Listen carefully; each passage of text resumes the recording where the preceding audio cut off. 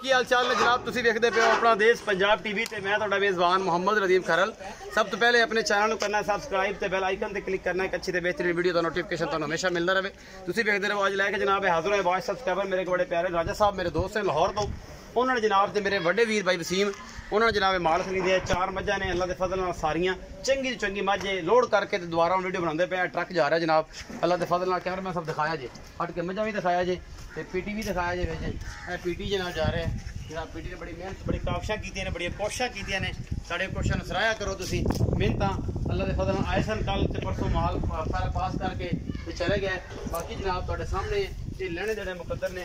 साडी पूरी कोशिश होंदी है कि अपना देश पंजाब टीवी ते दुनिया के खूबसूरत तरीन और प्योर नीली के ब्रांड असल दिखाते रहिए। ये 4 डंगर ने जी।